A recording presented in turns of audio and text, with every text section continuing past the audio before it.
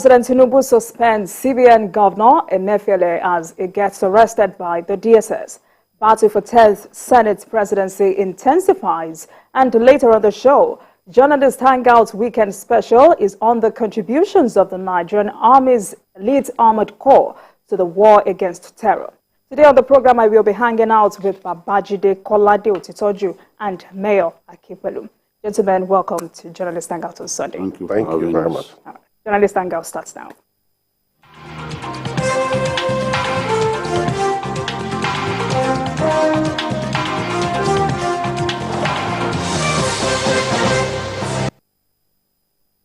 Thank you very much for staying with us. Now let's begin with the unholy alliance between politics and religion regarding the 2023 elections. After conclusion of the elections, it appears religion continues to interfere with politics. The spiritual director of the Adoration Ministry in Enugu, Nigeria, Reverend Father Ejike Mbaka, has warned those attacking him, especially on social media, that he will keep talking. Father Mbaka insists that social media cannot control the voice of prophecy, while referring to Peter Obi's loss in the 2023 presidential election. Father Mbaka said a lot of noise on social media about someone does not mean the majority will win the votes. Gentlemen, we thought Father Mbaka was done talking for a moment, but looks like we're still here.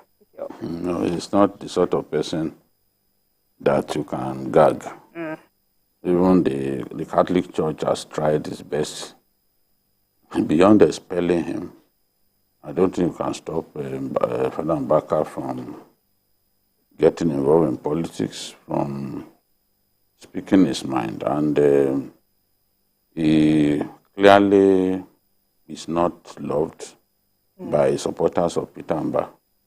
And the feeling is mutual. He also does not love them. And the more you abuse him, the more he steps out to say those things that you won't enjoy listening to. And he's told us that Obi will never be president of Nigeria, and that having people make so much noise about you on social media does not guarantee you electoral victory. It's not the sort of thing that obedience wants to hear. In fact, they've told us that Peter Obi actually won the election, which in my view will amount to the eighth wonder of the world. For a man who couldn't win a single Nigerian state dominated by Muslims, to imagine he can win an election is just, it's strange to me, this kind of optimism. I know a lot of people in politics are extremely optimistic, but Peter Obi did not win the election. So I've said it repeatedly, a gun to my neck, I will say it, he didn't win the election. And if things stayed the way they were before the election, he will still not be able to win. He won't have 25% in enough states to take him to Aso Rock, and he will not win enough states. Peter Obi is the southern version of Muhammadu Buhari pre-2015. Muhammadu Buhari, before 2015, dominated the elections in northern Nigeria, but he couldn't win the election. He contested 3 times and failed. And people talk about the usual 12 million votes waiting for Buhari. The only time Buhari didn't get 12 million votes, largely from northern Nigeria, was when he had to contest against Yaradua. Both of them were from the same state, so Yaradua defeated him. It took a good chunk of what will have gone to him. The framers of the Constitution, yes, they were not perfect, but they've made it impossible for you to be president of Nigeria if your support is not across the board. If you don't have cross-country support, you cannot be president of Nigeria. You know, Buhari even scored more votes than Obi, yet he could not be president. Buhari even won more states than Obi, yet he could not be president. So this is you must have support everywhere. And this last election has shown us that you don't even need to win every state. If you are competitive, coming second here, coming second there, coming second there, coming first where you can, and coming second where you couldn't come first. And a close second in most places, you are nearer the prize. And that's what we've seen. Peter Obi did not win the election. They don't like it when I say it, but I will say it all the same. I wish him good luck in the tribunal. All right, Mayor. I can understand the relationship between supporters of Peter Obi and Father Mbaka, because Father Mbaka's problem with Obi preceded the last election. We've always had issues. I think he once accused Obi of not being supportive of the ministry, whereas the ministry have done things for them and trying to use the ministry when it was convenient for him. So he has always criticized Obi. It's just that now, anybody that criticizes Obi gets attacked by the obedience. So it's a normal thing for them now to go for him because they see him as anti-Obi. But I would just want to stress that BKO is trying to raise Obi to a level that he has not reached. The level that he has with the southern voters is different from what Muhammad Buhari used to have when he used to have these 12 million voters among the northerners. Obi is lucky that he came at a time that he represents the interests of different groups for different reasons. If the circumstances are different, he won't perform as good as that. In the 2019 election, he was the running mate to Atiku. He did not deliver those such votes for Atiku. So it's not as if there's something fantastic about Obi. No. It's just that he was lucky that he came at a time when, one, the young people were angry with the system. They needed a symbol that will represent their interests. And he was available. Out of all the competing people, he was the one that suits the kind of agenda that the youth wanted. So they adopted him. It's not as if, that was why they voted for Obi, but they could not transfer that vote to the Labour Party. That's why the fact that Obi won in 12 states or 11 states and Abuja, he could not deliver states to the Labour Party, the platform where he contested. They won only one state. The governorship election. Yeah, the governorship election. Because those who supported him, the obedient movement, is different from their loyalty is not to the Labour Party. They are not members of the party. They are not supporters of the party. They just saw Obi representing their interests and they voted for him. Second, because of the Muslim ticket, a lot of clerics and church leaders felt there is need to fight against the Muslim ticket. Again, they saw Obi as the best option for them to represent that interest of fighting against a Muslim ticket. So, that really then, the third one is the Igbos. The Igbo ethnic group has been complaining of marginalization, they have not produced the president, and blah, blah, blah. So, they saw a candidate who is Igbo, who is in the midst of things, who has a lot of support across spectrum, and they gave him their votes en bloc. So, because of circumstances, was able to do very well. So Obi should not even deceive himself that he's a superstar. By the time he comes back in another 4 years, it's a different ball game altogether. Because the circumstances are different. Even in Lagos, those are the things that about the ethnicity, religion, those are the things that work for him. So it's not as if, so I can understand what Father Mbaka is saying. Father Mbaka told him long time that he cannot be president. The way Nigeria is now, I can't see Obi being president. All right, that's it. Well, gentlemen, there is a lot to take away from this video. One of them is Father Mbaka telling his fellow clergymen that if you do not have this gift of prophecy, ask God for it. I mean, what we saw during the election with many pastors saying a lot, how do we make sure that When we tell clergymen not to interfere in politics, not to prophesy about elections, we're not indirectly asking them not to lend their voices to national issues.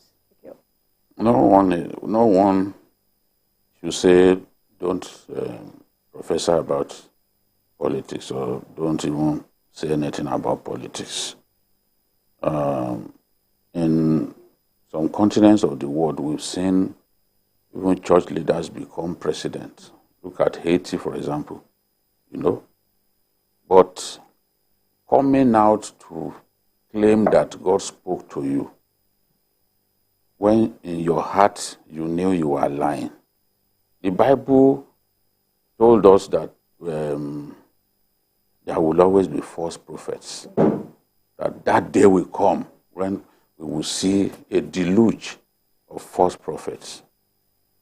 Nigeria is bursting at the seams today with false prophets. And I was reading the other day, someone advised Khan to get involved. The rate at which pastors are conning people. The fact that they brought religion into it is what makes it worse. Because it is their own opinion that they are dressing up as prophecy. When you dress up your opinion as prophecy, you are not worthy of being called a pastor. You are just like a layabout. Because you are offending God and misleading his people.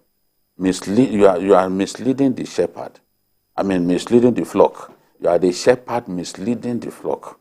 And that's not what we want to see. A lot of them were angry about this Muslim ticket, and because of that, they started telling us, oh, this is what will happen. Oh, that person will be arrested on inauguration day. Oh, somebody who was vice president will be told to first become, to accept to be president. And after accepting to be president, after a while, he will hand it over to be absolute rubbish.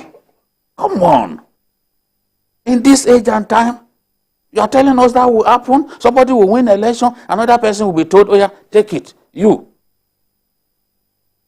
The man often dressed in black, take it. And then the man often dressed in black will then surrender it to another person. Come on. I'm ashamed of people talking like this. It revolts against my conscience to watch people ridicule my faith in the manner that they have done. I grew up in this faith. My parents will wake us up as early as 5 a.m. to start praying. And people expect me to watch delusional pastors lying to people. So, Father Mbaka said it the other day, that you have debased the sacrament. All that needs to be done is for you to ask for forgiveness. Because you chose this period of election to diminish yourself, to demystify yourself, to make yourself just before people as worthless as a sweet wrap on the floor. I never knew that day will come, that people will willfully diminish themselves and their so-called calling. So that when people see them, you know the way you treat a sweet wrap on the floor. A sweet wrap on the floor is just something there to litter the floor. Unworthy. That's what they've turned themselves to. And it's really painful. It's really painful. When I speak in this manner, it's because I'm pained. How many times did we see Muslim clerics do some of these things that these guys did? Yes. You may accuse Asiwaju that when he came up with Muslim ticket, that it seemed unfair. You understand? Every Christian may not say it publicly, but he feels some pain. But there are limits to these things. To then go to the extent that they went is what was wrong. You can feel that, oh, it's not right. Oh, no. We felt left behind by what Asiwaju had done. But the man was simply thinking about winning and nothing else. So, there are limits to everything. These guys never put their legs on the brake throughout. They were just saying what they learned. I'm happy that Mbaka, the Reverend Father, said it to them that, look, we disgrace the sacraments. Let's ask God for forgiveness. All right, Mayor, let me have your final take. Yeah, I want to agree with Father Mbaka. a lot of the so-called pastors are mostly motivational speakers. They'll be able to study the Bible, and then they speak well, and they'll be able to now manipulate their congregation. But you see, for it to work, for them to continue to have the hold that they have on their congregation, they must claim they are doing things in the name of God. You understand? You see, human beings, because we believe that God is omnipotent, God is so powerful, and God is the one that can provide our needs. When somebody comes to you and tell you that this is what God said, because you cannot see God, you believe that person. Because you think, oh, this is a man of God that God spoke to. But these people, God didn't speak to anybody. That is the reality. They didn't like the Muslim ticket. They wanted Obi to win. And they deluded themselves that if they keep saying something, it could happen. Instead of them to say, look, this church or members of this congregation, this is the person that we want to support. It is in their right to do so. But telling members of a congregation that God told you that this is the person that was going to win, all of them failed because God didn't speak to them. That is the reality. They spoke to themselves. Yes, they were the one that decided on their own that what they want it to happen. And they just believe that by wishing it to happen, it will happen. It doesn't work that way. It doesn't work that way. All right. Let's move on. It is said that when women help women, issues affecting the female gender will be better advanced. For the Queen of Akpomu Kingdom in Osun State, Olori Janet Afolabi, it is a task worth undertaking. Olori Afolabi has distributed free interest loans to a fresh set of market women. Addressing the women at the palace, Olori Afolabi told them to use the money for the purpose it was given, which is to expand their petty businesses or start new ones. The 50 beneficiary women were randomly selected and shortlisted by women leaders in the community. Great initiative. Yes, let me apologize on your behalf for murdering the name of the town, ancient Akpomu town in Osun State. Apologize, Your Royal Highness. I do apologize as well. Janet was one of us. Janet used to be on this show before the demands of being the queen took her away. And I hope that His Royal Majesty will occasionally release her to us, because she's one of the illustrious journalists rose to the top in our profession. And today, she is making the difference as the queen of Akpomu town. This is not the first time she will do this. Even during COVID, she did a lot. It's just in her DNA to help people, to ensure that people do not suffer around her. So I'm not surprised that she's gone to this extent in such rural communities. Look, a little money can make a big difference. They don't need as much money as a mayor will need to get around, for example. Just a little. A little, you put smiles on their faces. And Olori has recognized that, and she's doing that consistently.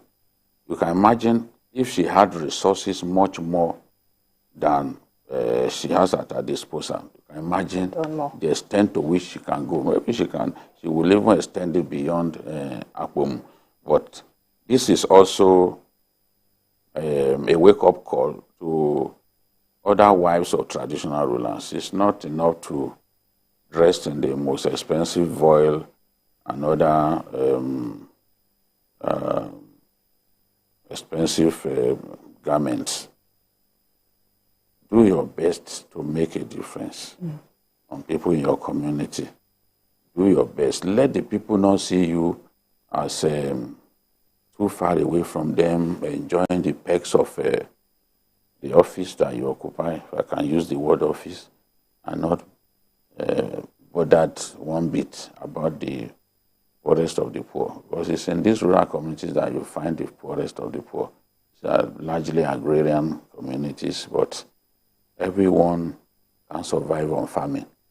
You know, people need to do other businesses so that the needs of the community can be satisfied. You know, if everyone is a farmer, who will sell the clothes that we wear? Who will sell granite oil that we need and other things, or even provisions? So I'm really proud of Janet. You know, we like saying, calling her Janet. Thanks. I mean, sorry for our ignorance.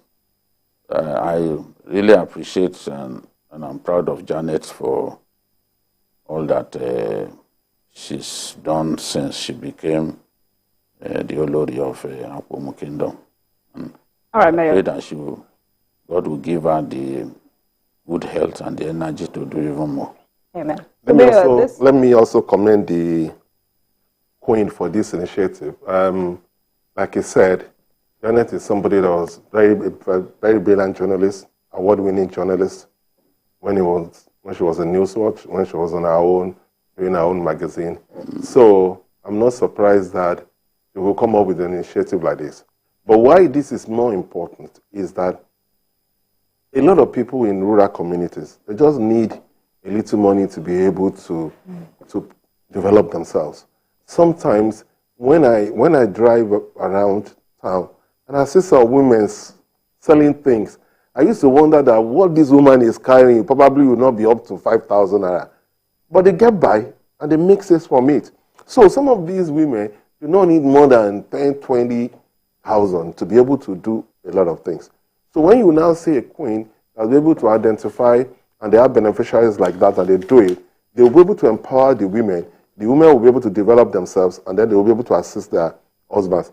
So I want to commend that initiative to the state government. What she's doing in our own rural community, it will serve the state better if they can make it a statewide thing, using the palace to be able to identify vulnerable women within the community and then give them these interest-free loans.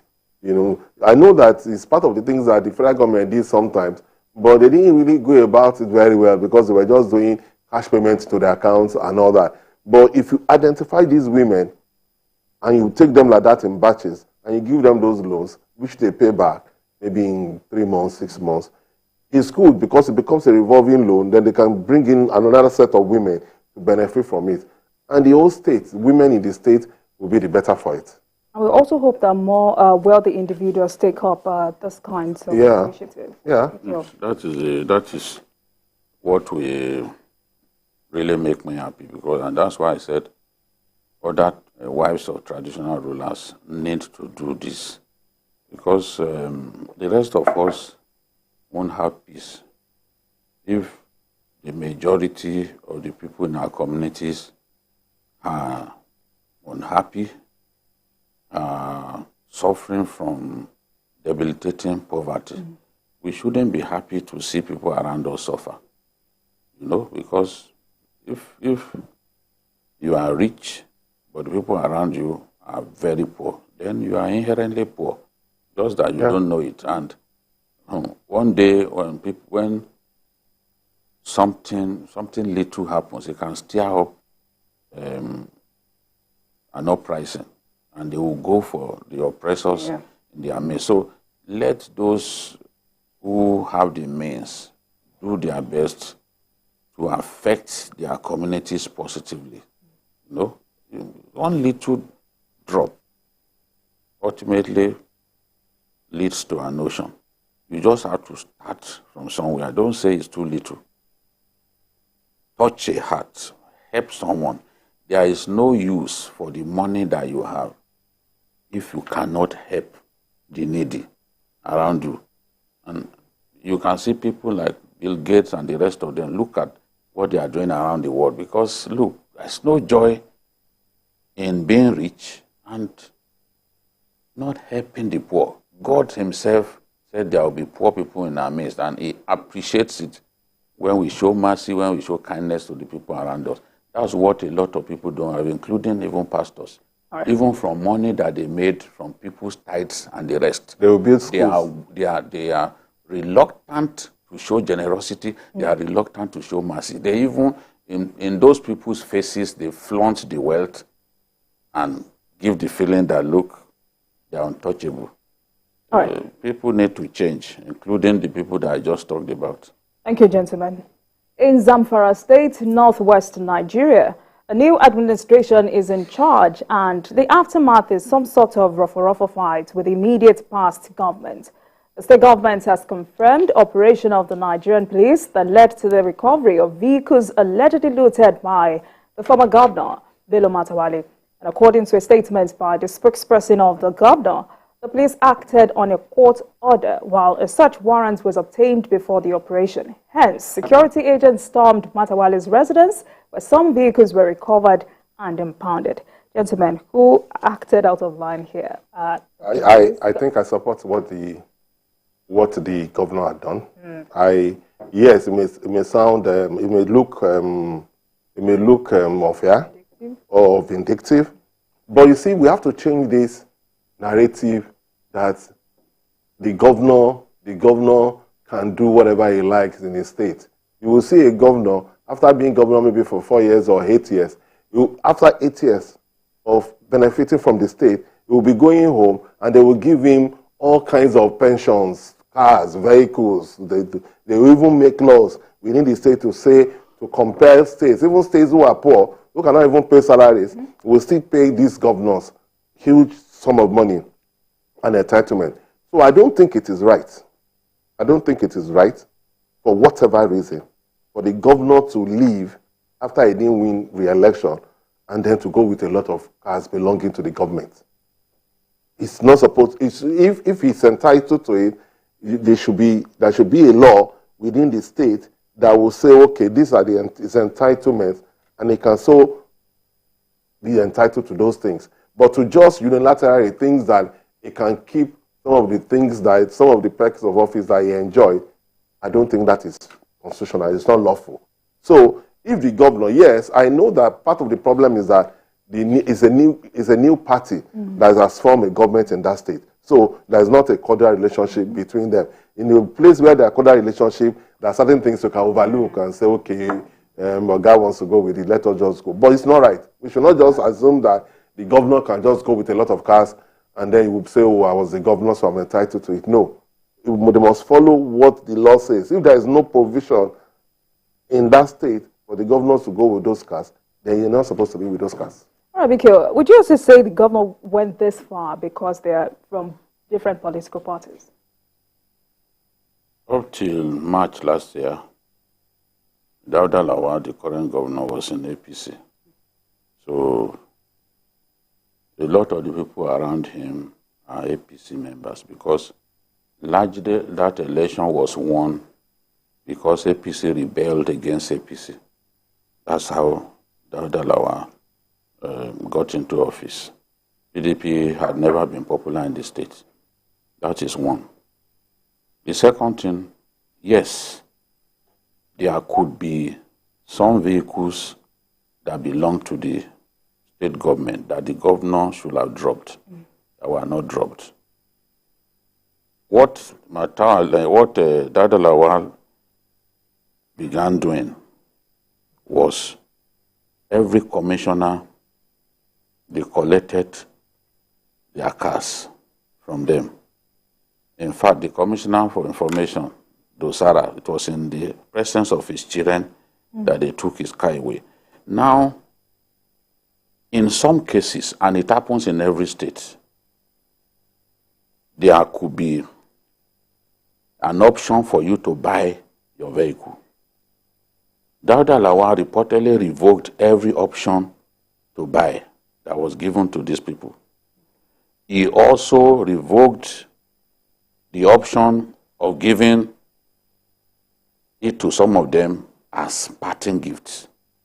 So they were going from house to house in a manner that has never happened in Nigerian history. They were going from house to house, government officials, and forcibly taking those vehicles from them. There were some people who got waivers. They also wrote even to the deputy governor to say, look, all the vehicles in your convoy, we are coming for them, this and that. Now, in Matawale's house in Maradun, his hometown, they got there were 53 cars. Out of the 53 cars, 13 cars were meant for the governor's convoy. You can have a court order, you can get a search warrant and all that. But we also know that even those things are subject to abuse. Now, some of the vehicles were laminated in Tinubu's color because Matawale was the chairman of Tinubu's campaign in the Northwest. Some of those 53 cars were actually donated to the campaign, and they were kept in his yard. Some were donated to him as a governor who sought to return to office, and some donated to the Tinubu campaign, which they knew that, okay, in his position as chairman for Northwest, he will be able to distribute it for people who go to the field and work for them. You took 53 cars away, including those that did not belong to government. It was also said that even cosmetics that were bought, meant for Matawale's daughter that was due to get married, was also taken away. There is no cause, there is no reason in the world to be arbitrary. Yes, there are 13 cars on the governor's convoy should have been dropped. No one is arguing about that. But you can't go beyond what belongs to government. What was the nature of the court order that you got? Did the court order say any car that you saw in the premises you should just take away? That's nonsense. Because before he became governor, he was already a rich man. And there are many people like that. If you know some of our friends in the north, they like cars. Even Honda cars in those days when we were growing up, you see people who have different kinds of Honda cars, different brands. So because someone got into government, worked for some years, other property that you acquired, you think you should just take everything away because you are governor today? You are governor today, but in a few years, you may become an ordinary person. That's why in this life, we have to be careful about how we use power. There is no parallel for what Dawda Lawal has done. No parallel. I have never seen people go to this. I know that every time, even the governor of Benue is talking about the fact that they didn't release some cars. Part of it is that when you are about to leave office, you are entitled to some to terminal benefits. The incoming administration, you'll be chasing them for so long, they will not pay your terminal benefits. I know people who till tomorrow they are complaining, oh, they didn't pay our terminal benefits because it was a different party that took over.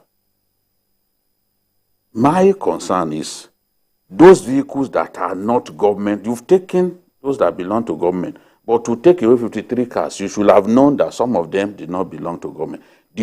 What checks did you do to ensure that only the government vehicles were taken away? Then what right did you have to take away vehicles already laminated in political colors and all that? Or were you assuming that even some of those tuke vehicles also belong to government? I mean, what was the meaning of this? That's why people are just like, oh, because you won an election. You may win an election, but at the end of the day, you still have to behave in the right way. No one is saying it's right to take away government vehicles. But even at that, it's not in all cases that they take away a car that a man had used maybe for 4 years. There's usually the options, whether you want to buy the thing, in which case you'll be told to pay some amount of money. The government still makes money from it. Not that you revoke all options to buy and then including vehicles that does not belong to the government, you take them away. That's very, very unfair. Mayor, you agree with Bikio? Yes, I agree with him. It is wrong because, like I said, it is wrong for the governors to get away with cars because it's a normal thing that we do. But it's also wrong for the new governor to use the executive powers to do what is wrong. whatever order was this very clear, is that they should retrieve government vehicles. So to go to somebody's house, if it is true that they took all the cars that they found in that compound, it is wrong. And I think Matawale should go to court and fight that decision, because I'm sure the court did not give that order. The order they must have given them is to say that the state is entitled to retrieve government vehicles. Yes. So you cannot go to somebody's house and now retrieve, seize the cars that you find in that compound. That is illegal, and I think Matawale should go to court. Okay, I get your point, but there are some saying that it has become a recurring decimal in this country for outgoing governors to spend extravagantly on projects, things they cannot account for. Hence, well, this may have gone too far, but hence this move. I don't know what it is that they can't account for. Dauda Lawal could end up, given that I know him, he will end up buying more cars than Matawale. Yes. Because he's more exposed than him, far more exposed than him in terms of sociability. He was executive director in First Bank. Someone I know. He will buy more cars than this man who has left. You need to see, when you see the pictures of both of them, you will know what I'm talking about. There are things I don't want to say here. It's never been someone with Spartan lifestyle. Well, of course, he's a rich man, and you see it on him. He's going to buy a lot of cars. That is what they do. You see, there are things that people with, when they get to government, you expect that, okay, they will still, no, they won't maintain that lifestyle. Somebody went to National Assembly, before he got there, he was boasting that, look, their salary was too high, that they should do something about it. Somebody from the Southwest here, I won't mention his name, their salary is too high. He granted an interview, he must do something about it. Then he got there. He never spoke about their extortionate wages for one day. He never raised a voice against the high salary that these guys were collecting. He just kept quiet. Said he would review the amount NAS members are collecting. To date, they are asking him, you've been there. What is this salary about? That's the thing about Nigeria. You see, one of my friends, one of my bosses once said that Nigeria is a buffet. That you see, when everybody gets into office, that's when you know who is greedy and who is not greedy. Everyone will pack his plate full of food that they can't finish. You know, that is what, because the buffet allows you to serve yourself. People over-serve themselves. You see, there was a picture of a big woman that I saw. What was in her plate? I said, how a woman, you can't finish 1/4 of this. Your belly must be humongously big for you to finish that portion that you packed. But again, it was a buffet. So this is how people behave once it's a buffet. But back to what you are saying. You know, people in government, sometimes they like to give out cars to their friends, to people. They are going to make their own demands. I know things are going to be a little tough this time around, but they will also earn more. Because once NNPC stops paying subsidy, NNPC will be able to remit a lot more to the federation account. The Dauda Lawal generation will earn more, and they will buy more cars. All this is what Nigerians call initial gragra. He too will buy more cars, and when he's leaving, just write this day down and quote me. When Dauda Lawal is leaving office, if he does 4 years, you will see what will happen. You will see what is either some people avenge what he has done to this man, or they will snap the pictures that will show us that he too packed so many vehicles in his yard. There was no need to go to the extent that he has gone. It is the right of people to buy government cars that they've used for some time. Government reserves the right to give them that option. Or you revoked everything before people's children, you are disgracing them, grabbing cars from their buttocks. I mean, it's not right. It's not right. It's just, for me, I think what Dauda Lawal has done is a cheap shot at controversy. Just wants people to see that he has started work. Fix this insecurity in your state. We want to judge you by that, not by how many cars you are able to snatch from people's buttocks. Mayor. Yes, I agree. Since it has been established that they went beyond what the court asked them to do, I don't think he behaved well. I think Matawale has reserved the right to go to court and try to make sure that they do the right things. But also, our people in power should know that it's not just business as usual that the governor is entitled to as many cars as he likes. That's not the law. They should follow whatever the law says in that state. All right, let's get to Kwara State. Another key infrastructure is about to be delivered to the people of Kwara State, north-central Nigeria. Residents of this area in Ilorin, the state capital, are calling for timely completion of the General Tunde Idiagbon flyover. But the state government is calling for understanding from the people towards delivering a lasting legacy to them. The 675-meter-long flyover is expected to ease traffic gridlock along the University Road in Ilorin. Before we get into this discussion, let's hear the latest development on the project by TVC News correspondent Ibrahim Alega.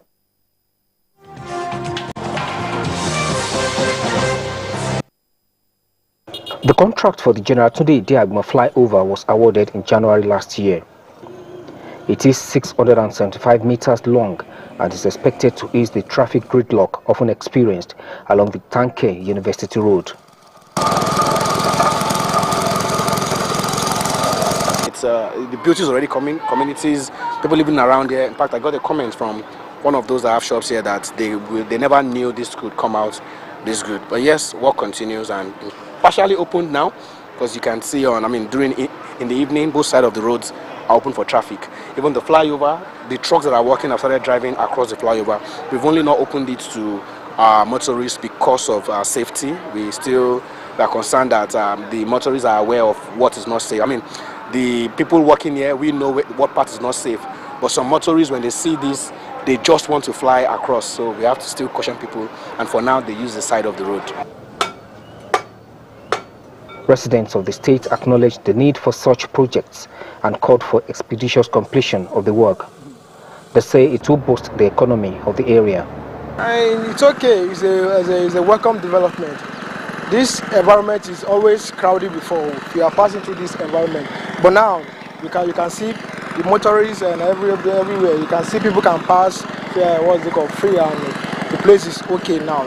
We sincerely appreciate the Kwara State government and the governor for these ongoing projects. We are very glad, and the work is ongoing, and we are very, very grateful for what he has done so far. Development does not come without some level of hardship and suffering on the part of the citizenry. We call on the government to do the needful, and the work should be completed in due time. As at Friday, when our news crew visited the site, work has reached an advanced stage. The Chief Press Secretary to the Governor, Rafiu Ajakaye, says the people of Kwara State stand to gain a lot from the project. By the time it is fully completed, you see that there are only a few of it in the entire country. Maybe the one in Ikoyi, then you have something here again. It will become a reference point for Kwara State that, okay, when you go to Kwara, in Ilorin, in so place, you find a particular bridge. The same way we refer to London Bridge, New York Bridge, and all of those things. So it adds aesthetics, it has beauty to Kwara State. And of course, there are a number of such projects here. You have the Innovation Hub also coming up, you have the Visual Arts Center, you have the International Conference Center. Some of these projects will help to project Kwara in a more positive way. People will want to come here to even see the bridge. Oh, what is this bridge that people are talking about? He implores the people of the state to be patient with the government for the completion of the project. For such a big project, it takes time. Don't also forget that a lot of things come to play, the environmental factor, the weather factor, and all of those things, and then the issue of economic factor, because when this project started about a year ago or thereabout, you look at the exchange rates, today, all of those things always come to play. So people should please be patient. It will be completed in no time, and it will be to the benefit of everyone. The people of Kwara State cannot wait for this project to be finally completed so that the road can be fully open for traffic. And when this is done, it is expected that it's going to ease the traffic gridlock often experienced on the Tanke University of Ilorin Road. Ibrahim Alige, TVC News, Ilorin. All right, gentlemen, this looks like one of the signature projects of Governor Abdurrahman Abdulrazak. Yes, it's a silent achiever. He hardly talks. One of the most taciturn governors around. He behaves like he's been told to never grant more than 4 interviews until he leaves office. But the important thing is, what are you doing? Are you coming up with projects that are having positive impact on the people? My parents' house is located in that area, and I know that there is a big gridlock at that Tanke junction. So overhead bridges help to ease traffic gridlock. Like when I went to Port Harcourt, and our correspondent, Uche Okoro, the one I like to call the little boy, was taking me around. I said, is this not Aba Road? He said, Ogana, Aba Road, oh, Aba Road don't change, oh, Ogami, Aba Road don't change. I couldn't believe my eyes, because Aba Road used to be notorious for the congestion of traffic. And yeah, we were just driving smoothly as if we were on a different road. Because the overhead bridge that the governor constructed and the roads constructed in that same vicinity have helped to ease traffic tremendously. So there is a lot. Look at even Pensinema here, without going far. Look at Pensinema here. When was the last time you ran into traffic gridlock while going to Abule Egba? You know, somebody at that time felt that, look, this was a project to do to deal with that traffic in that area, because they snatched my phone, my Sergeant phone of those days. They snatched it, that Pensinema traffic. And there was one day, you know, those area boys are always there. One day, one was even hailing me. He saw my car sticker. So I said, I will dele Mamadou. I just burst into that. Because I was wondering, how did he know I was a journalist? I now saw that, he must have seen my sticker, my car sticker. So it's a good development that the governor has come up with that flyover in that area. The area needs it. The area really needs it. And I'm sure by the time that the project is completed, that whole embarrassing traffic jam will have gone for good, because people will be going in different directions. Those going far will use the bridge and to decongest the traffic thoroughly. So I want to encourage the governor to ramp up the work and finish it in good time so that people can begin to use the bridge. All right, Mayor. Now, apart from easing the flow of traffic, the economic viability of this project is in no doubt. Of course. Especially in a place like Ilorin, because Ilorin is, yes, a state capital, very big town, but it still has that rural setting. And so when you put in a project to ease traffic in that particular area, it will boost the economy of that area. More people will be able to spend less time in achieving what they want to achieve every day. Then there will be economic activities that will be around those working the bridge, those serving the people working around the area. So I'm not conversant with that area, but it's a very good effort because overhead bridge and road network around that bridge usually solves traffic problem. And like I said, we've seen areas where it was introduced in other places like Lagos, and it has helped tremendously. So I think I want to commend the governor and then try to encourage him to to do things like that, because part of the duty is to be able to do things that will ease the pains of citizens of that area. So I think it's another. All right, Bikil, this is the second term. What more would you like to see the governor embark on? Yes, the township roads generally. Some of the township roads in Ilorin are just not good enough. As Mayor said, Ilorin still has this rural feel when you come into the town. We need more dual carriageways. We need more overhead bridges. We need more underpasses. Because as the city continues to expand,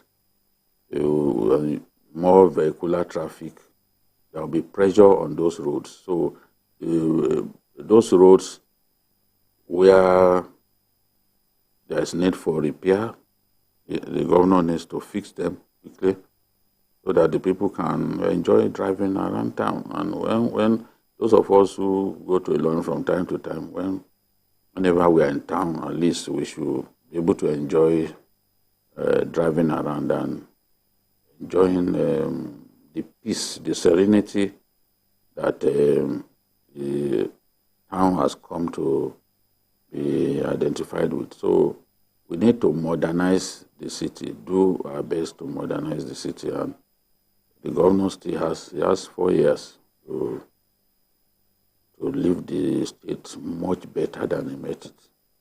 All right, gentlemen, thank you. Now let's go on this break, and when we come back, we'll move on to a very, very hot topic. Please stay with us. We'll be right back.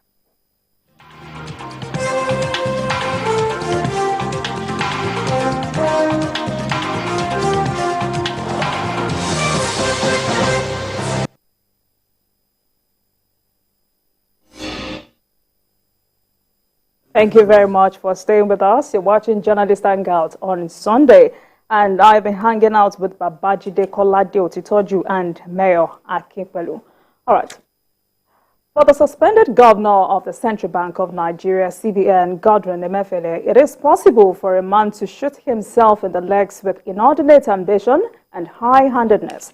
After his suspension by President Bola Tinubu on Friday, Emefiele was arrested by the Department of State Services, DSS. Some allegations have been leveled against him, and his fate appears to be hanging. Meanwhile, Babajide and other guests on Journalist Hangout consistently criticized Emefiele for some atrocities he committed, especially the Naira redesign policy and Anchor Borrowers program. Let's share some of the episodes with you.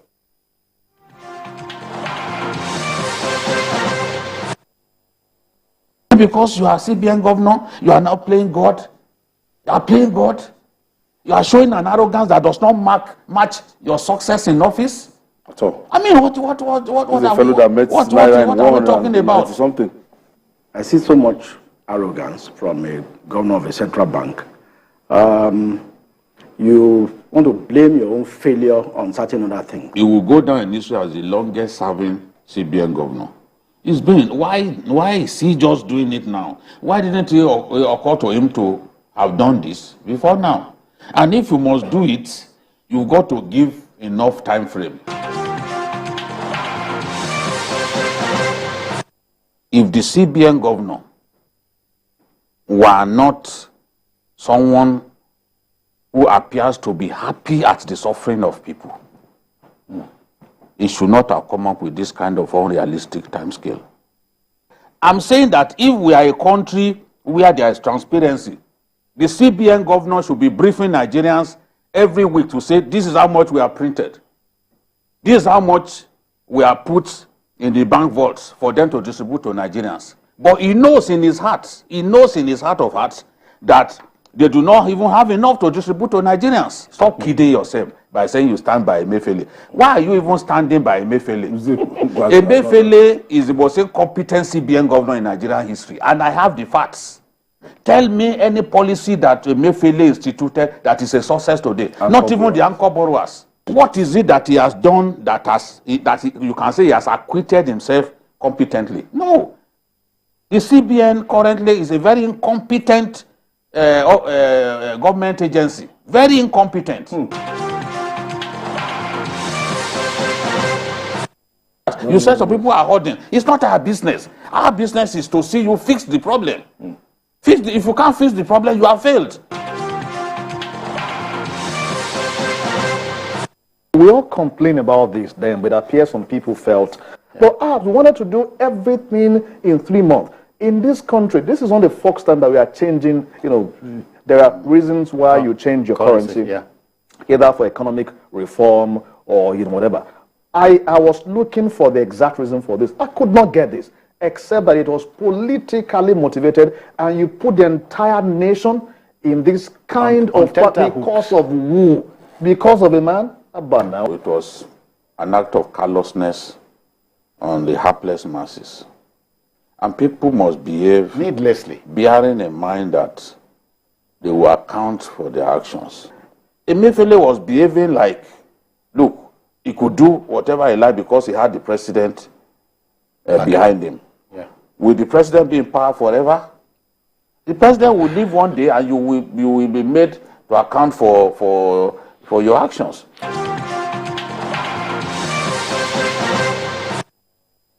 This CBN governor has shown too much disdain, so much disrespect to Nigerians. This is a fact. What stops him from coming out to say, yes, I had a meeting with the bankers committee, and this is our resolution. I've been saying it that normally, given the crisis that we are going through, it should even be addressing us on a daily basis until we solve the problem. But Emefiele prefer to listen to opportunists for Nigerians to be able to hold the banks accountable. All you needed to do was tell us that this is what you have agreed. We are dealing with a CBN that had not planned well before coming up with this shitty policy. Now, you are thinking that, once the elections are over, it's no problem. Don't be too sure. Did they print enough? The answer is no. They don't print enough. They didn't print enough. Look at the implementation of the policy. It's been implementation in a terrible manner. Everybody can see it. Even if you are ashamed, if you can't pose like this, like you're posing with the president, if you can't smile like this. Posing that yes, time. but that has not been side breakfast. You call yourself a trained journalist. You can see people dying on the street. You can see people standing on the queue and collapsing and dying. You had no shame to say that you stand by a man who has inflicted that pain on people.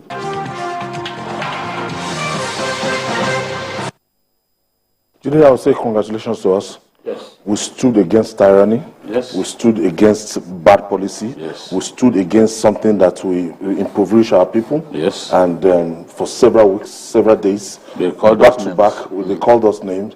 But today, we'll be vindicated. We stood by our people. The most important thing to do is to stand by the people at all times. How do you sit down in a studio and stand by a man whose policies have inflicted pains on our people, and you still have the cheek to be going around like a King Kong? Journalists who should be the conscience of the nation. They are the ones standing with Emefiele. Statistically, the most incompetent CBN governor in Nigeria history. Ever. You are standing by him. It's even the most politicized CBN I've ever seen in my life. CBN giving, aid to civil society organizations to come out, carry placards, to protest. CBN aiding media houses, paying their salaries through back doors. Paying the media houses for life. We made the honestly for life. Civil society 5 million, paying 10 million, TV station 7 million to do live for 1 hour for family. Civil society, the video game went well. They say they make a day. They gave him all sorts of names. Beyond that, congratulate myself and others there. We have been saying this thing from day one that this is a policy that cannot work. When I saw impotent arrogance was when Emefiele started by saying, I have no good news to tell Nigerians. Even after a Supreme Court people are going through pain, and you are saying that you are sorry you have no good news. Who are you? And you don't care. Who are you?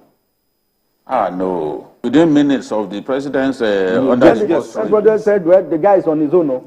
And you know that by May 29, there will be a new kid on the block. who will not take this kind of nonsense. And with all the problem that he's having with DSS, those ones have not taken their eyes off him. He has not declared. It was away for almost 2 months. Hoping for one country, saying that he was ill. The Americans to the Caribbean we're going on a rant.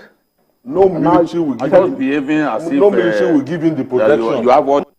One car that is going around with him. Nobody come May 29. Nobody will approve those armored tanks. The bank for a CBN governor who is very partisan, who has shown that he's also interested. Somebody wanted to be president. How do you define partisanship? He went to court. 100 million naira form. He went to court in Delta to nobody should stop him. INEC to stop him from contesting. Supposedly bought by why being CBN governor at the same time? From the failed Anchor program. 78% if he has any shame left, I expect him to tender his resignation letter. If he has honor, as tiny as the mustard seed, he should resign.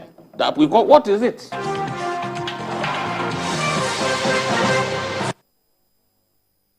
There you have it. All right, gentlemen, with how consistent your criticisms were, did you see this coming? Any surprises here? There is no surprise. I expected the DSS to arrest him. I said it there. And you can see the DSS moved in yesterday. I arrested him. Took him all the way to Abuja. It wasn't the police. It was the DSS. He had a matter, unresolved matter with the DSS. It was the DSS that picked him up, not the police. Not the police. Just this way that I reminded people. Because you are a CBN governor behaving like the best things in sliced bread. There is a president who is on his way out. You are behaving like nobody could do anything to you because you thought you had the heirs of a president that you consistently misled. Now there is a new man, an accountant. The way he will look at money matters is not the way the former man will look at it. Now, it's time for Emefiele to pay for his sins. And look, let's not kid ourselves. The days of running away from one Caribbean nation to another because you wanted to escape justice, those days are gone. And by the time they gave him assurances that he would not be arrested, he came back to Nigeria. But then President Buhari was on his way out. And the same DSS director who was looking for you is still in office. So are you surprised that the man moved in quickly and arrested him? No, I'm not surprised. I thought that, well, that Ashwaju will not stay one day longer without fixing the Emefiele problem. But the old man knew what he was doing, and he moved in when he thought it was the right time to move in. I've had people say, oh, National Assembly should have validated or permitted the suspension. But people who talk like that clearly did not know that there was a case involving Sanusi, President Jonathan, and others. And the Federal High Court ruled that the president, though he does not have the unilateral power to remove a CBN governor, but he has power to exercise disciplinary control. And the disciplinary control includes suspension. Ashwaju and others know what they are doing. They have not infringed on any law. The president that he reports to has the power to exercise disciplinary control, in inverted commas, and that's what that president has done. You are being investigated, okay, we suspend you, so that they can thoroughly conduct their investigation without him interfering in a way that will ensure that the facts are not known. So that is what has happened. This man is the longest serving CBN governor in our history. He is the 12th CBN governor that we've had in 66 years. But he misused the opportunity that God gave him. Under him, Look at the beating that the Naira has suffered. Look at the beating that the Naira has suffered. It's just like Leicester City beating Southampton 9-0. It's just like Manchester United beating Ipswich 9-0. Those are the Premiership record for severe beating. That is what the Naira has continued to suffer under a man who became CBN governor at a time when the Naira hovered at between 185 to 200 Naira to a dollar. Today, the other day it was 768. 768, from 200 to 768. And you are still arrogant, you are still pompous, you are still telling Nigeria, I have no good news for you. Oh, you have no good news for us. You can't even show a little politeness, even if you didn't have good news. At least there's a way to let it come across to us. Abba, Emefiele, if we value good performance of public officers, Emefiele shouldn't have spent up to 3 years in that office, because he's the most grossly incompetent CBN governor in Nigerian history. We were arguing with one of my proteges, and he said, I don't agree that he's the most incompetent. I said, just mention one person that he's better than. That was the end of the argument. That was the end of the... He couldn't come back to me to mention who Emefiele is better than among the CBN governors that we've had. Even when a journalist was CBN governor in this country, Adamu Chiroma was a journalist, he became CBN governor in this. He wasn't as incompetent as this fellow. This one combined both incompetence with sheer wickedness. Wickedness. It takes an extremely wicked soul to allow Nigerians to go through what they went through during the Naira repainting exercise that they call Naira redesign. People lost their businesses. People were dying. They couldn't send their children to school. They couldn't find money to send. For the first time in our history, Naira was exchanging for Naira. May God never visit us with an Emefiele again. Amen. Mayor, I have heard people say Emefiele should have resigned on the 29th of May. Is this some sort of overconfidence on his part? No, I don't think so. I think because his contract is time-bound, they're supposed to leave next year. And maybe will have thought they won't have allowed him to leave anyway. But Emefiele is somebody that is unbelievably incompetent. And the monetary policy under his watch was the worst ever. Even at the time that the world suffered economic meltdown during the time of Soludo, we were able to survive it because of good monetary policies. But this is a man that doesn't know anything. It's unbelievable, his level of incompetence, because you cannot point out to any program that he initiated and executed, and you can say, oh, this is something that shows a lot of brilliance.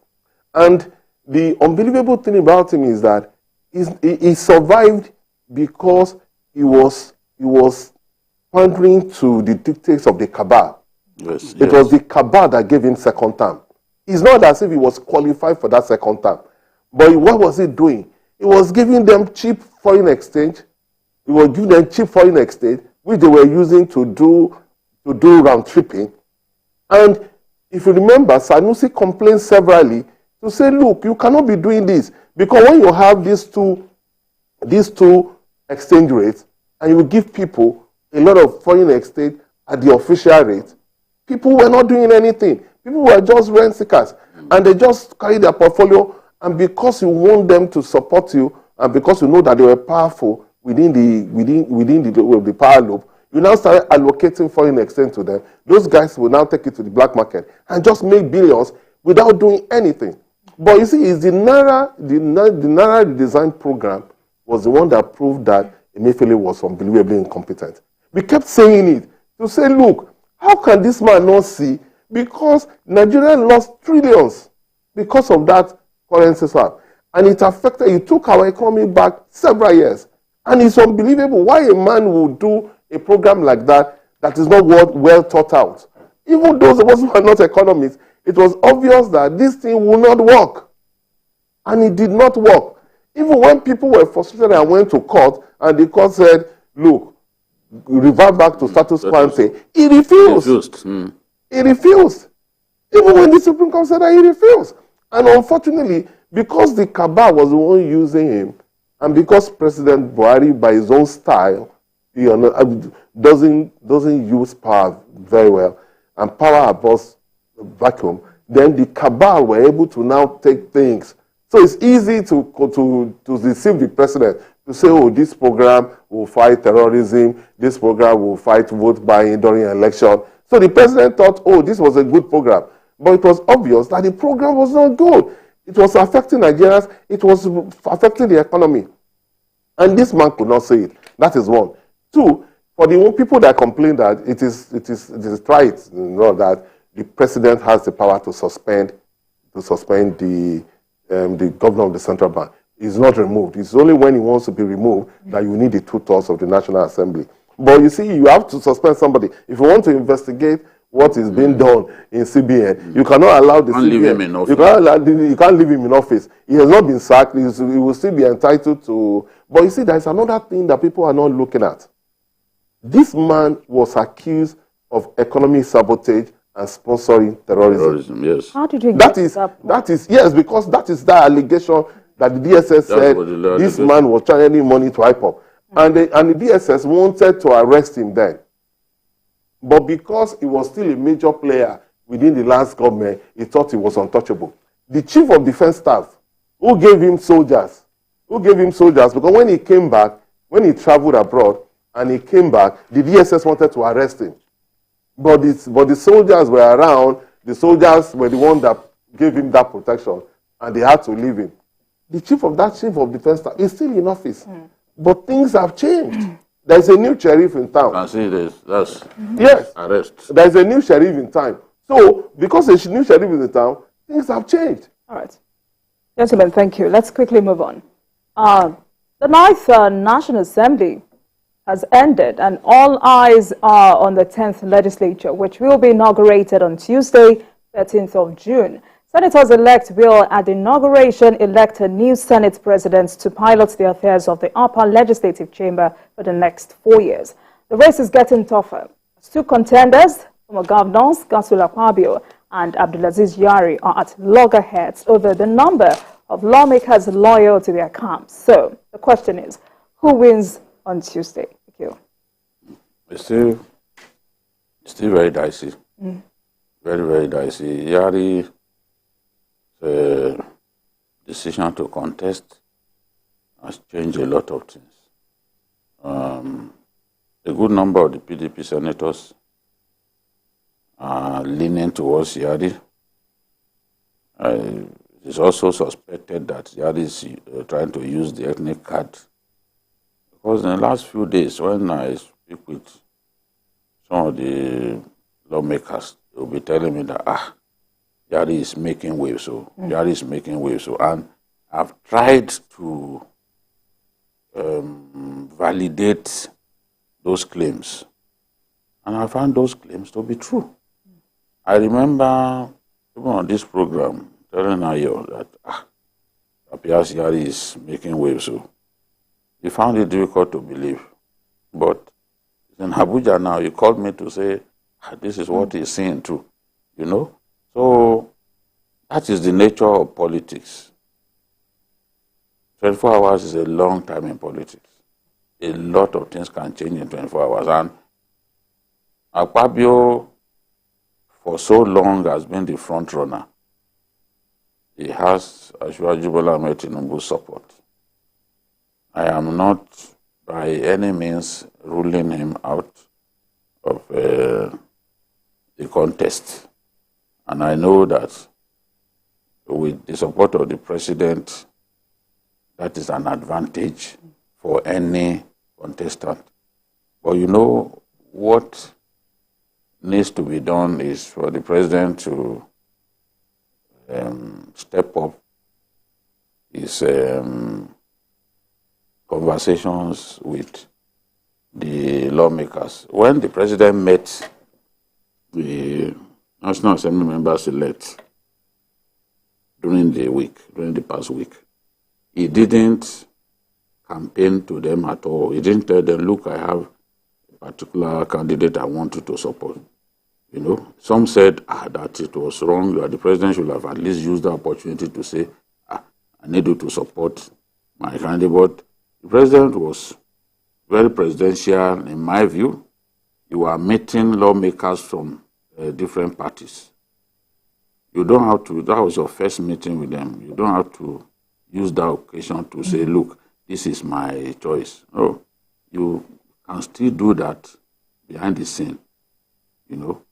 So I disagree with those who felt the president should have used the opportunity to say, look, this is my candidate. He just told them to vote for their leaders, told them to work together and all that. But I know that he has Akpabio in mind as the Senate president. I don't know the level of his commitment to the House of Reps, but consistently we've seen that Akpabio is his choice, and the president has to keep working hard to try and see that the wish of the party, which is his own wish, comes to pass. But we have to admit at this stage that Yari is making tremendous inroads. All right.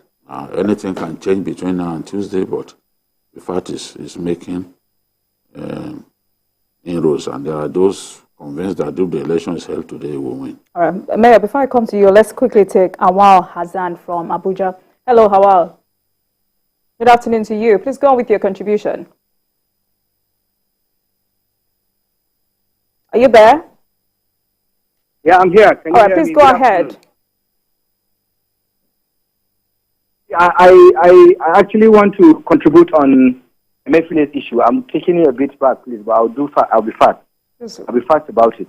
I think hope has been given and governance has been felt in the last 10 days of Asiwaju's presidency.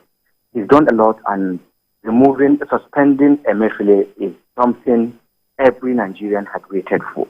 We thank him for that, and we pray that God keeps him for us to actualize the renewed hope agenda. And for Babajide, those your clips of Emefiele clips. Can we put them together in our archives for history? And lastly, I think we are living off the issues of Emefiele. There was a president who vilified Jonathan because of the Zannis issues. But we seem to be removing Buhari from issues that Emefiele has had hands in.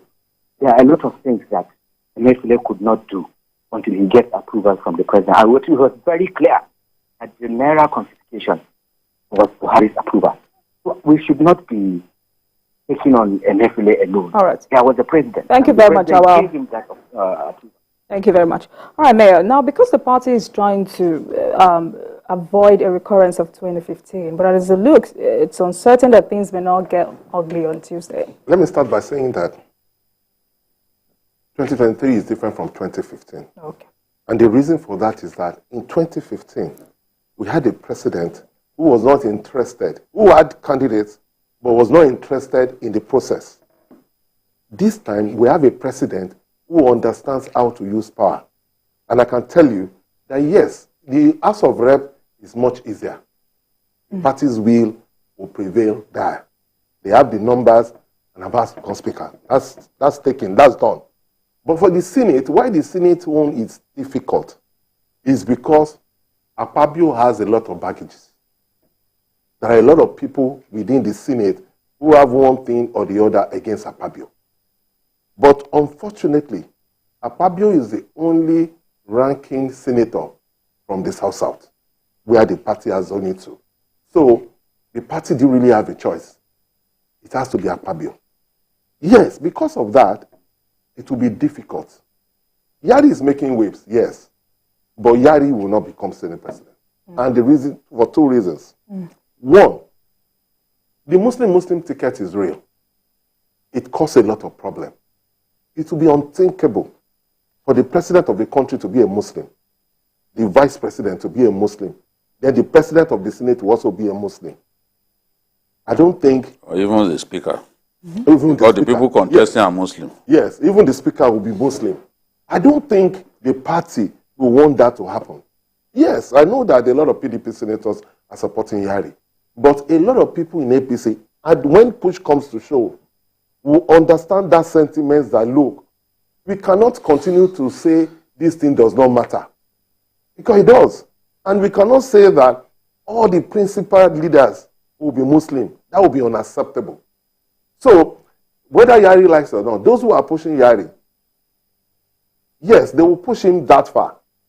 But Akpabio will be Senate president. Because like, why I'm saying so is that the numbers, the majority of the senators who are APC members are not really, they will still defer to the president. I listened to Senator Ndume. I listened to Senator Ndume in one of his interviews. And he said categorically that the president told me that Akpabio is his candidate. He said so. He said, look, you cannot accept, you will not think that I will lie about things like that. That the president told me that Akpabio is, and like he told Ndume, he will have told a lot of the other senators. I try to understand this game. He doesn't need to tell people to say, oh, this is my candidate, vote for my candidate. It's not done like that. You go behind to tell people to say, look, you may have problems with Akpabio, but it's in the interest of the party to vote Akpabio because we have zoned this thing to South-South. And he's the only ranking officer from the South-South. Second, the guy is a Christian. The government cannot afford all Muslims down from top to bottom. That will be unacceptable. That will put the country on edge. So that's why I'm saying that yes, there's an Islamized they will have ammunition. Will have ammunition to say, we told you that not only did they do the Muslim ticket for the president and the vice president, even the president of the Senate and the speaker are also Muslims. So based on that, when push comes to shove, in 2015, Buhari made a lot of mistakes. He didn't really show his hands. They were still waiting when people were already in the hall to do that. But this is a man that understands the game. Come Tuesday, Akpabio will be the president of the Senate. You can take it to the bank. I don't know what to say. I already have Orji Zokalu and Izunazo who have refused to step down for one another, maybe to further enhance the agenda of the Southeast.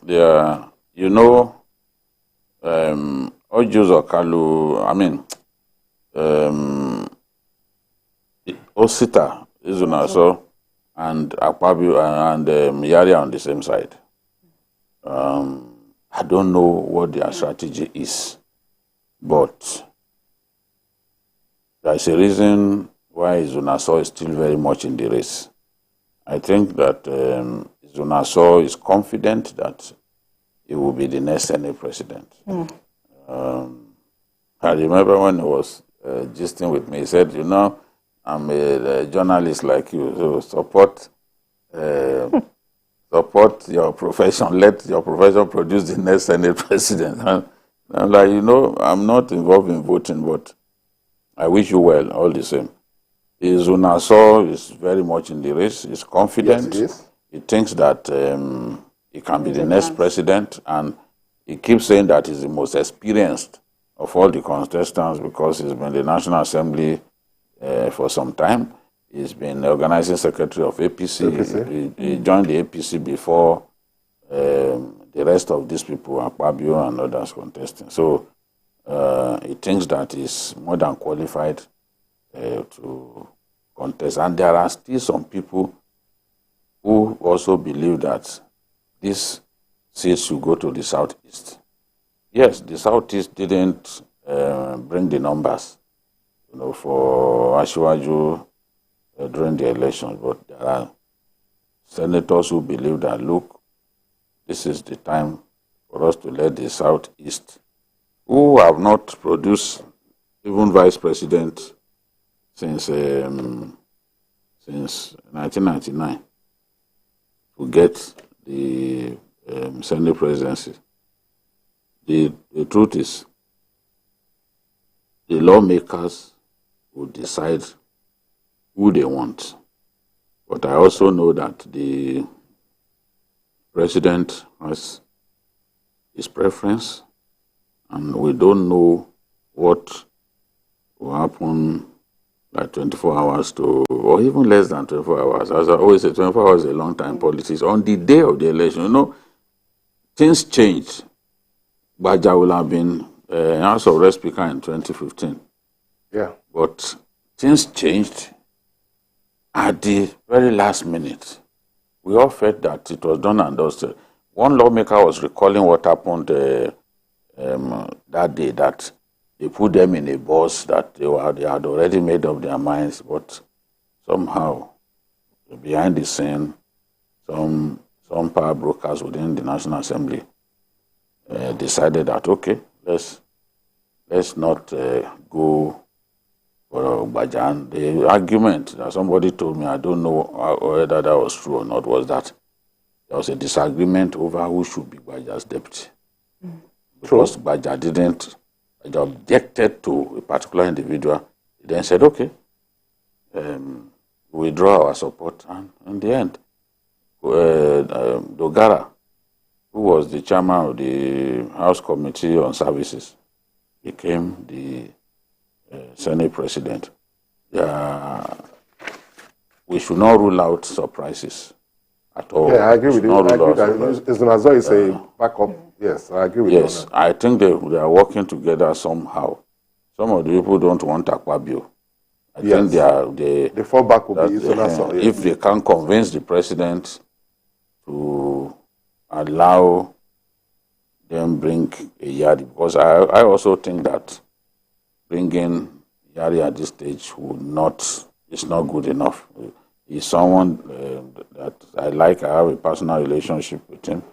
But the truth is, at the time when we are saying that we want national healing, we could very much have a situation in which the CJN, the Senate President, the House of Rep Speaker could all be Muslim. And then when you add them to the President and the Vice President, that's not a situation that any of us wants to see. You know, it's going to send the wrong signals. All right.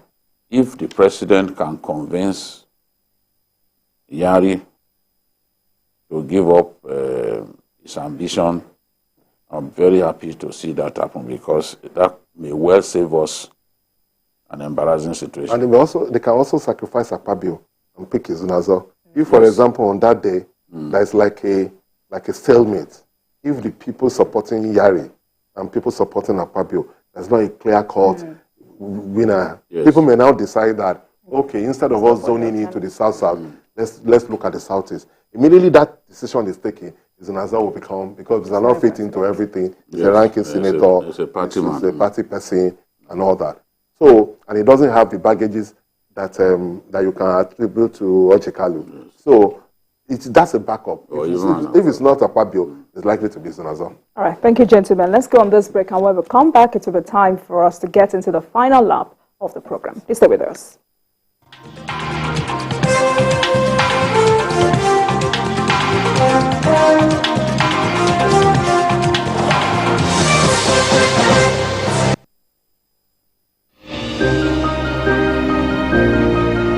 Sometimes it's the story that calls. At other times, the people just want to be heard. School, I need students, but I need teachers. Can't continue like this. Their voices re-echoing through time itself. We haven't done anything. If the tide is high, everybody run for safety. Their tears leave a sweet, sour taste for all. Their demands, a familiar call beckoning for change. In our world, no one expects a disaster to happen. But when it does, we'll be there to x-ray all sides, from the east to the west, north and south. Community Forum will examine the oddities and challenges to economic development as well as issues yearning for government intervention. Watch fresh episodes of Community Forum on Sundays by 9:30 p.m. only on TVC News. Information is power, information is security, information is knowledge. On Labor Lens, we believe that working people around the world have real questions of their own. They want to know how the world of work operates, what it means to the employer of labor, how policies affect workers in the workplace. On Labor Lens, I ensure we engage effectively the organized labor, organized private sector, and government to get out of them information workers are in need of. I am Sharon Ijason, asking questions that make you get sense of the workplace.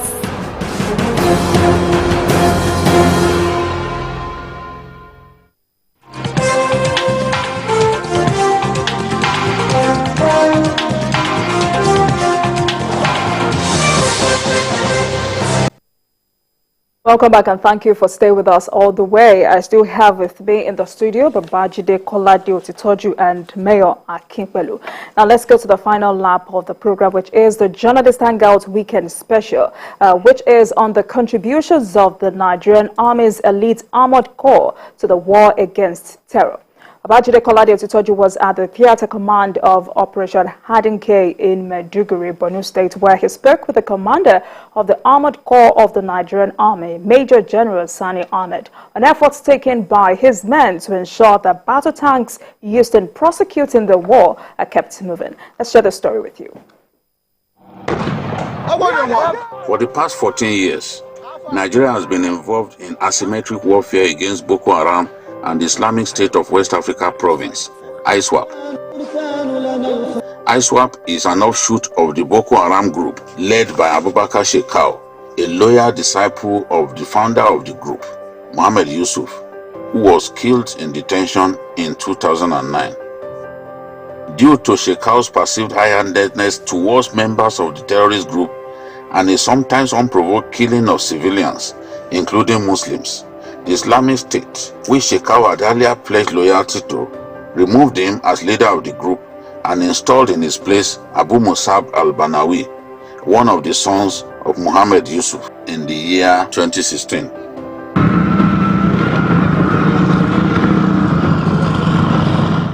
Armored warfare is very important to any land army.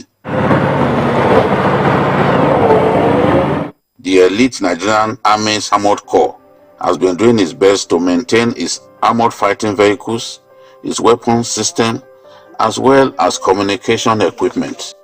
Maintenance of its area of armored fighting vehicles enables the Corps to sustain its core responsibilities of locating, identifying, and destroying the enemy using rapid fire and maneuver.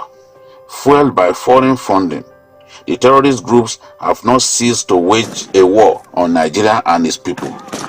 Their brand of asymmetric warfare has led to the death of more than 40,000 Nigerians, destruction of communities, military hardware, and displacement of millions of people who now take refuge in internally displaced people's camps. Asymmetric warfare is difficult, delicate, and complicated, but thanks to the professionalism, sacrifice, and superior hardware of the Nigerian Armed Forces, victory is no longer far away. The newly procured armored personnel carrier of the Nigerian Army. To win a war, you need an armada of game-changing weapons, tanks, and armored vehicles to charge through the enemy's fortress.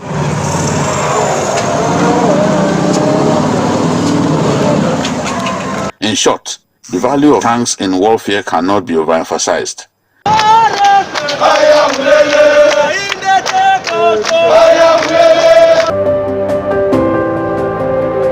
Recently, I visited the headquarters of the Operation Hadinke, which coordinates Nigeria's war against insurgency.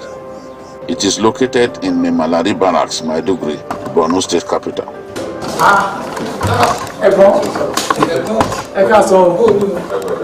We have. I met the new commander of the Nigerian Army's elite armored corps, Major General MS Ahmed. This one, ST1. This was just a day before he assumed duty at the Armored Corps headquarters in Bauchi. He threw some light on the tanks. The Nigerian Army member 2 tank and they were inducted into the Nigerian Army in the 80s. We have used them in many places for battle in Liberia, Sierra Leone. Yeah, we have used them. And at the inception of this insurgency, they were the main tanks we were having, though in a very bad shape. The VHU here, most of the repairs are carried out by the personnel of the Nigerian Army Armored Corps, which is headed by Major Mohammed Narogo. General Ahmed explains the role of the Armored Corps as principal offensive unit of the Army. You know, the main combat arms of the Nigerian Army are the infantry and the Armored Corps. The armor is the principal offensive tool of the Nigerian Army. At the inception of the insurgency, especially towards 2014, the insurgents and the terrorists, they have some control of some areas. So the tanks were inducted into the battle to break their will. So the principal offensive weapon that the Nigerian Army used have been the tanks. He proceeded to show me other variants of armored tanks. This is a main battle tank, the Chinese-built ST-1, inducted into the theater of war in 2020. Two of the Chinese-made tanks, the ST-1 and the VT-4, were inducted into the theater in 2020. You can see it's on wheel. It's very fast. The ST-1 fires similar weapons with the Vickers. It's with 105mm gun. You know, with variants of ammunition. The Army also has a good number of multi-terrain reconnaissance vehicles dreaded by the Boko Haram terrorists. One of them is the French-made Pahad armored vehicles. Its low noise level allows it to go as close as possible to the enemy without detection. I think the Boko Haram fears the VBL more than any other vehicle. This as small as you see this one. They fear it more because it's highly flexible, and usually we're not bogged by terrain. It goes into anywhere and come out, and the shape is done such that hardly will the RPG, the anti-tank, pierce this vehicle. At least I've been engaged twice with the RPG inside it, and I know it didn't penetrate. Yes, that was in 2015. These are the Panhards. They are French-made too. For some of his armored tanks, like Vickers and the Scorpion, the engine parts are no longer readily available in the market. To change them, just like the way we are doing the Vickers. Yes, that's the target we gave ourselves. You can see that we have already fixed the engine, do some modification on it. But by dint of inventiveness, the Nigerian Army's Armored Corps have found a solution to that problem. The engineers of the Armored Corps simply keep these fighting machines rumbling, thanks to the steer engine. We have to, on our own, decided that this is what is likely to be best for us, and that is what we are doing. So we're trying to see if we can, since these engines are giving us problems, we have gotten another type of engine, which is what we're experimenting now. General Ahmed introduced the T-72 main battle tank to me. The Russian-built war machine was inducted into the theater in 2014. It offers protection to troops against explosives and anti-aircraft guns. Despite initial maintenance challenges, the Army has found a way to keep the T-72 going. These things you are seeing, they are anti-explosives. For example, you will see that they have fired an AA gun on it here, and it only exploded here without reaching the main body of the tank. Like a buffer. They are. This particular one you are seeing, we decided to repair it changing the engine, you know, overhauling some. He demonstrated to me that the main battle tank, with awesome power, is still very much useful.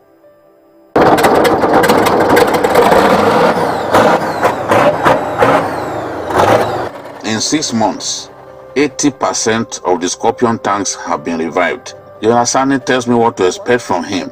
As M-man of the Nigerian Army Armored Corps, he is happy because young officers still want to belong to the Armored Corps. We will keep upgrading what we have, keep repairing them.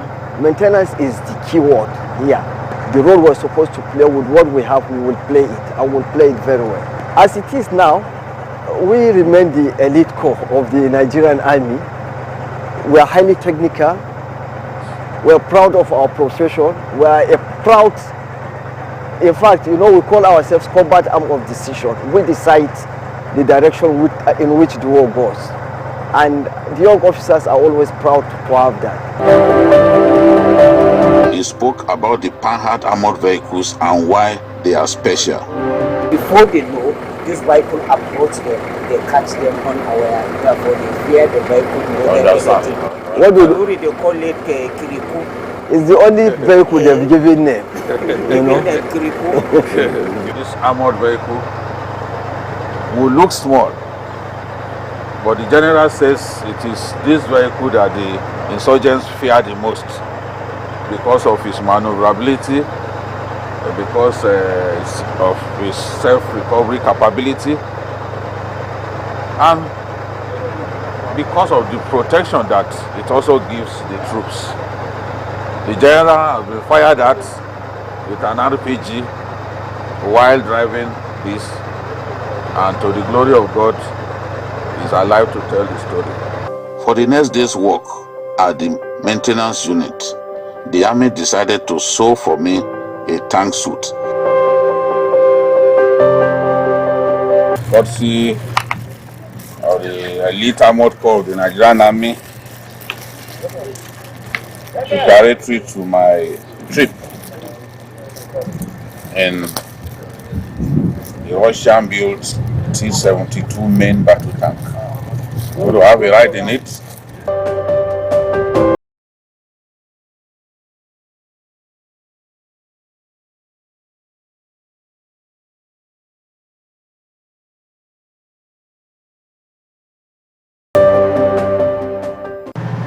Major Narogo, double winner of the Chief of Army Staff Special Medal, as well as the Chief of Defense Staff Special Medal for the work that he does in the engineering unit of the Nigerian Armored Corps. Major Obaka Narogo explains the repair work on the Panhard ML-60 and the Scorpion tank. It's a recce vehicle too, and it is been equipped with a 76mm gun. Its categories. We have the 60. When we talk of the 60, that is the type of the bombs they fire. Now it is a 60mm caliber, and equally equipped with the small grenade dischargers and Quasial machine gun. Thanks to the industry of the Armored Corps, the Scorpion tank and the Eagle main battle tank are being revived to boost the Army's fighting capability. The Eagle tasted battle in Liberia in the 1990s and had been parked and disused for so long. It is now set to be reintegrated into battle. Over 50 to 60 units of these vehicles have been revived back through the pounding and the support of the theater commander, Army headquarters, and the nation in general. In the Armor Corps now, this is the center of our repair. The men here are constantly thinking outside the box. This is one of the units engine of Eagle MBT tank. Look at how big it is. Basically because some of the accessories are military control accessories, which maybe when you remove them, you will see the engine in the other way is somehow as not big as unique as it is now. This is a Panhard light armored vehicle of the Armored Corps of the Nigerian Army. It was in a bad state, but it's been repaired and ready for battle. Back to the open space near the maintenance unit of the headquarters of Operation Hardin K. The armored tanks are ready to go.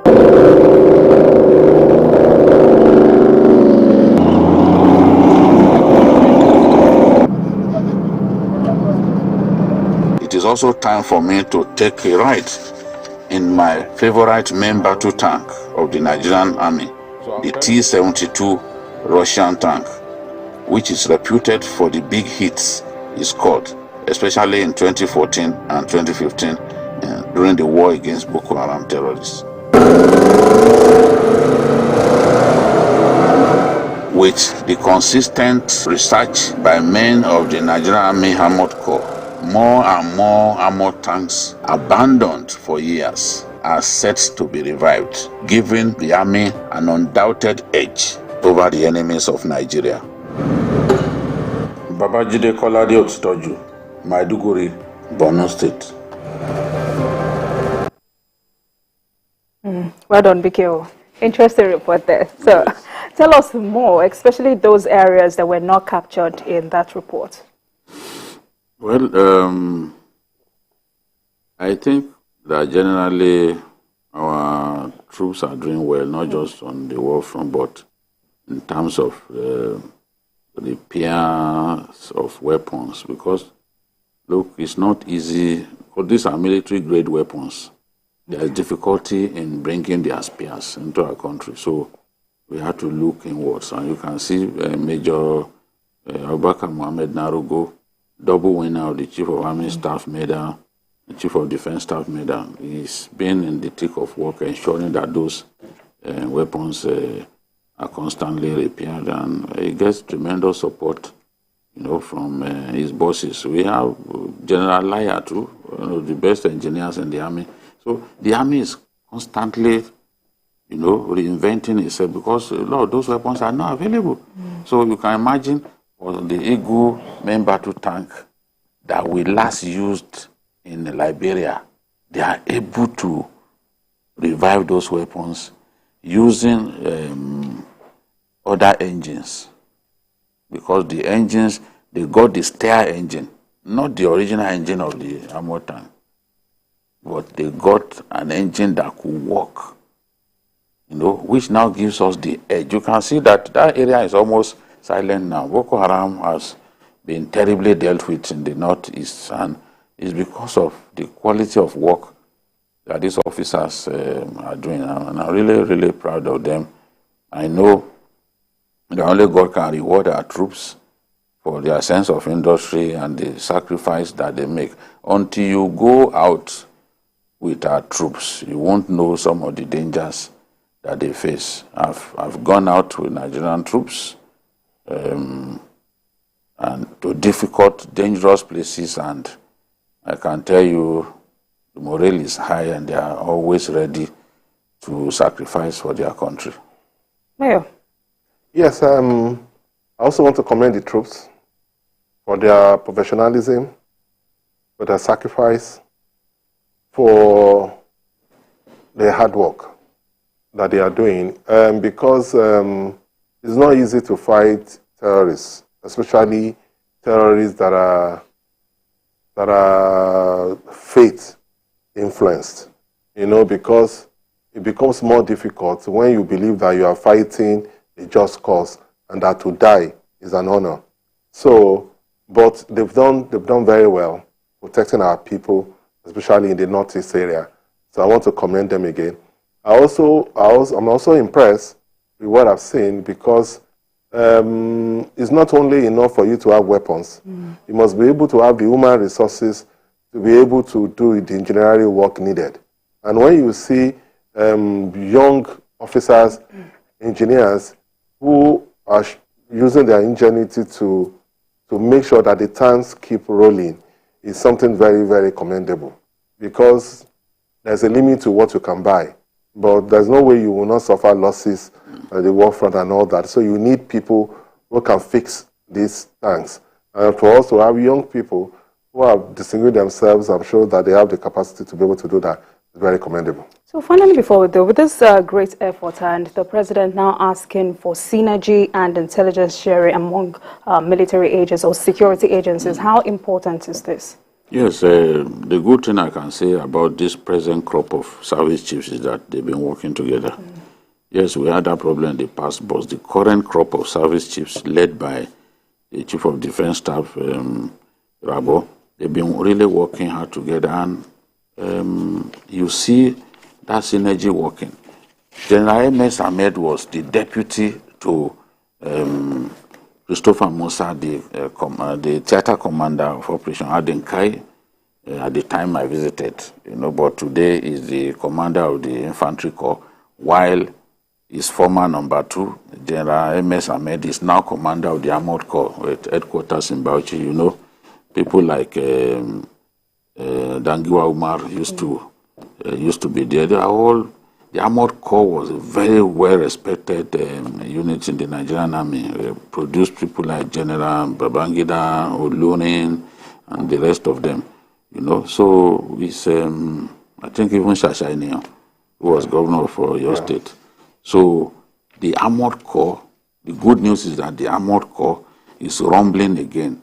Their main battle tanks have been fixed. The reconnaissance vehicles have been fixed. So we have now the capacity, especially in ground warfare, to deal decisively with the enemies of our country, thanks to the good work that these officers and men are doing. And let's not also forget General Izugu, who designed an MRAP, as a mine-resistant and ambush-protected vehicle. It's a good thing for me. I'm proud as a Nigerian that we designed our own MRAP, and it has stood the test of time in the theater of war. So we want to see improvement across the board in the army, and we want President Buhari did a lot. He bought a lot of weapons for the army. When you go to Maiduguri and see the weapons, you open your mouth in bewilderment. He did his best. We want that to also be continued by President Tinubu. Let him continue to buy these game-changing weapons for the army, because even long after Boko Haram is gone, there could be another threat, and we must be ready to surmount any obstacle. Mayor, in 30 seconds, let me have your final take. Yes, I want to I want to commend former President Buhari for keeping the military. I also want to advise the new president to continue on this path, make sure that there is enough resources for the military to be able to do their job, and them to continue to harp on the fact that there must be a synergy among all the main security units. Thank you very much, BKO. Thank you very much, Mayor Akipelu. And thank you very much for watching. That's all on Journalist Hangout on Sunday. Join us tomorrow for the regular episode of this program at 5 p.m. You can watch the repeat broadcast of this episode tonight at 11:30. We are also on YouTube at youtube.com/TVC News Nigeria. I am Olajumoke Olatunji. Bye for now, and God bless Nigeria.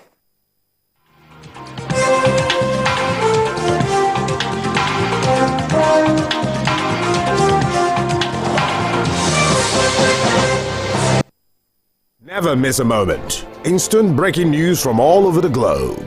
Live streaming of your favorite programs delivered directly to you. Watch anytime from anywhere on your mobile or smart devices. Download the TVC News app today. Available on Google Play and Apple Store.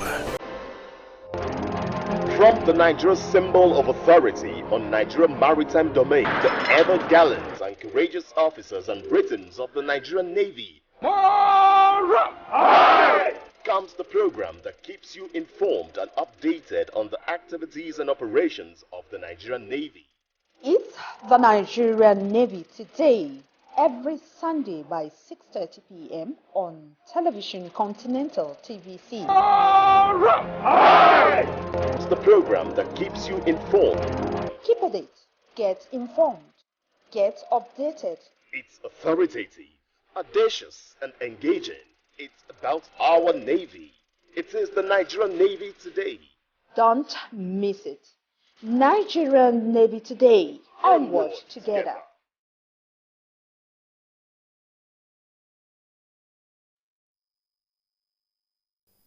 For God so loved the world that he gave his only begotten Son, that whosoever believeth in him should not perish, but have everlasting life.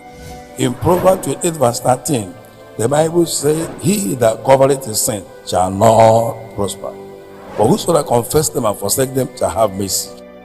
Unbelief is sin, unforgiveness is sin, selfishness is sin, I want to let you know pride is sin, contention, strife, keeping malice, bearing grudge, lusting after evil thing, covetousness, love of money, love of the world, insincerity, disobedience, blasphemy, anger, envy, speaking evil of other people, backbiting, murmuring, cursing people, swearing with heaven and earth. All these are terrible sins. You must confess them, renounce them, and promise God no more. At TVC News, wherever the big news story is happening, we're geared up to break it. TVC News, first with breaking news. You and Your Health is brought to you by Doctors Save a Life Foundation. Far beyond witches and wizards is the root cause of health problem of many in Africa. Seek professional advice concerning that your health matter. Save a Life Foundation is an NGO with a unique vision of giving total health for all through the power of knowledge. Your health is your strength. Your health is your prosperity. Your health is your life. Give it professional attention. You and Your Health with Dr. Richard Okoye, now on TVC News every Sunday by 3:30 p.m. Hi, nice to have you in today's edition of You and Your Health. I remain your friend Dr. Richard Okoye. We have a vision of increasing Nigerian life expectancy from 55 years to at least 70 years. And you know what? Optimistically, we are hitting it by the year 2025. This confidence has been expressed over time, and somebody will say, what exactly does he have in store to be able to say that this is going to happen in the next 2 years? But I want you to cool. We are doing a job we have been able to find out that is truly impacting the life of the people, most especially by encouraging them to do the right thing at the right time. By so doing, we can avert all those complications and sequelae, burial and the death that are almost preventable.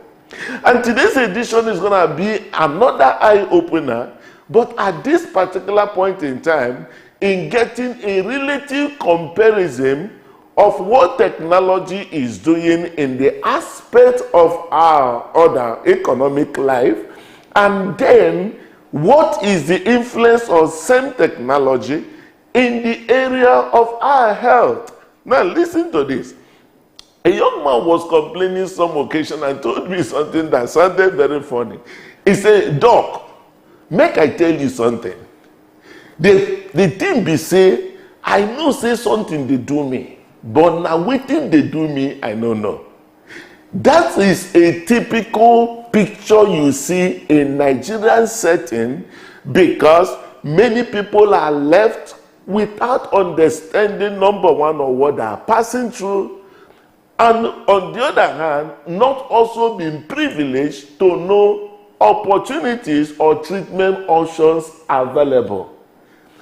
If you get to worry, Nigeria will hardly record cancer survivors in this side of the world.